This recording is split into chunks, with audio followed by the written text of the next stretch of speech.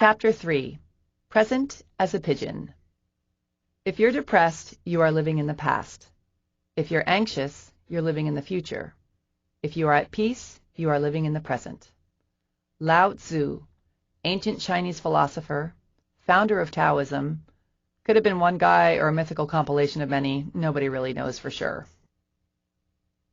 I was in yoga class one day, and the instructor told us all to get into pigeon pose, which is this pose where you stretch one leg out behind you, fold the other one out sideways in front of you, and then bend forward and lie down on top of the whole thing.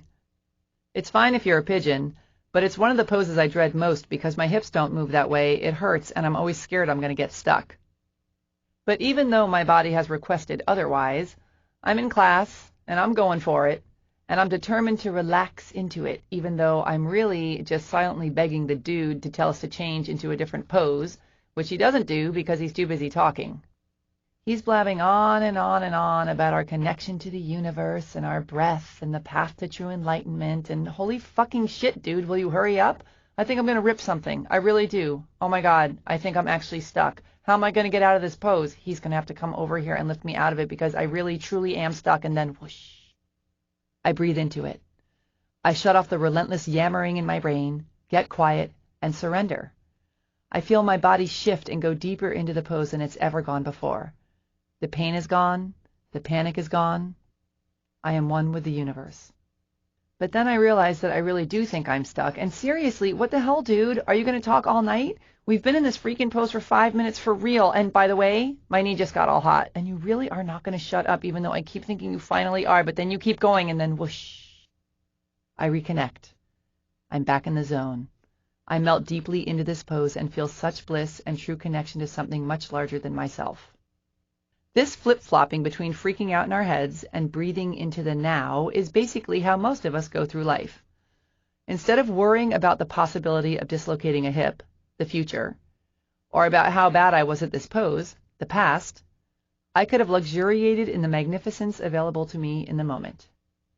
It never ceases to amaze me the precious time we spend chasing the squirrels around our brains, playing out our dramas, worrying about unwanted facial hair, seeking adoration, justifying our actions, complaining about slow internet connections, dissecting the lives of idiots, when we are sitting in the middle of a full-blown miracle that is happening right here, right now. We're on a planet that somehow knows how to rotate on its axis and follow a defined path while it hurtles through space. Our hearts beat. We can see. We have love, laughter, language, living rooms, computers, compassion, cars, fire, fingernails, flowers, music, medicine, mountains, muffins. We live in a limitless universe overflowing with miracles. The fact that we aren't stumbling around in an inconsolable state of sobbing awe is appalling. The universe must be like, what more do I have to do to wake these bitches up? Make water, their most precious resource, rain down from the sky? The universe loves us so much and wants us to partake in the miraculous so badly that sometimes she delivers little wake-up calls. Like in the movies, when someone narrowly escapes death and is so overjoyed and grateful that they take to the streets, skipping and laughing and madly hugging everyone in sight. Suddenly, all their quote-unquote problems fall away, and the miracle of being alive, today, in this moment, takes over the screen. I know someone who got sucked through a dam and almost died, who now speaks about it as one of his most profound and life-changing experiences. Not that I'd wish that on anyone, but take heart in the fact that should you require some sort of catastrophe for your transformation, it can be cosmically arranged. The universe has also surrounded us with the perfect teachers. Animals, for example. Animals are in the present all the time, and their secret power is to pull us in with them. My friend's dog is so happy to see her every single time she walks in the door, it's like she's about to free him from 40 years of imprisonment, even if she's only been gone for an hour. You're here, I'm here, I love you. I'm going to pee all over the floor about it.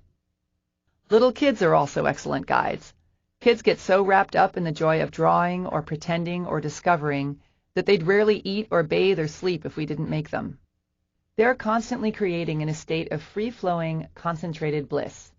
They haven't yet learned to worry about what other people think of them, or that perhaps they're not as talented at finger painting as Lucy next door is. They are in the moment. There is fun in the moment. End of story. We would be wise to take more of our cues from the beasts and babies. All of the stuff we're so worried about creating and fixated on becoming is already right here, right now. The money you want already exists. The person you want to meet is already alive. The experience you want to have is available now. The idea for that brilliant song you want to write is here, now, waiting for you to download the information. The knowledge and insight and joy and connection and love are all wagging their hands in your face, trying to get your attention. The life you want is right here, right now. What the hell am I talking about? If it's all here, where is it? Think of it like electricity. Before the invention of the light bulb, most people weren't aware of electricity's existence. It was still here, exactly the same way it is right now, but we hadn't yet woken up to it. It took the invention of the light bulb to bring it to our attention. We had to understand how to manifest it into our reality. It's not that the things and opportunities that we want in life don't yet exist. It's that we're not yet aware of their existence, or the fact that we can really have them. The more practiced you become at being present and connected to source energy, the more available you are to download ideas and seize opportunities that you might miss out on if you're all wrapped up in the endless chatter in your head. There's a great Hindu story about a lady who wanted to meet the god Krishna. So she went into the forest, closed her eyes, and prayed and meditated on making the god appear, and lo and behold, Krishna came wandering down the forest path towards her. But when Krishna tapped the lady on the shoulder, she, without opening her eyes, told him to get lost because she was busy meditating on a very important goal. When we get so wrapped up in our heads, we miss out on what's available to us right now in the moment. Stop and notice how you feel right now. Feel your breath moving in and out of your body. Feel the air on your skin.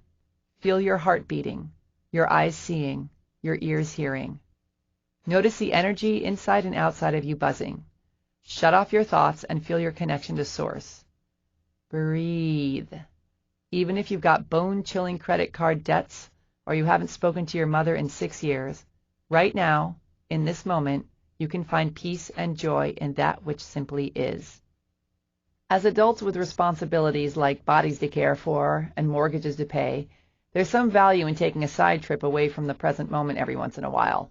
Sometimes we need to think about and plan for the future, as well as study the past in order to learn from it, or laugh about it, or bury it out back and let it go forever. And if we just stop by for the occasional visits to the future and the past, that would be one thing. But the amount of time we spend chewing on junk food thoughts about what ifs and how comes, Lord help us. The more time you spend in the moment, the richer your life will be. Being present gets you out of your head and connects you to source energy, which raises your frequency, which attracts things of like frequency to you. And all of those high-frequency things and experiences are already here, just waiting for you to join the party. All you have to do is shut up, show up, and usher them in.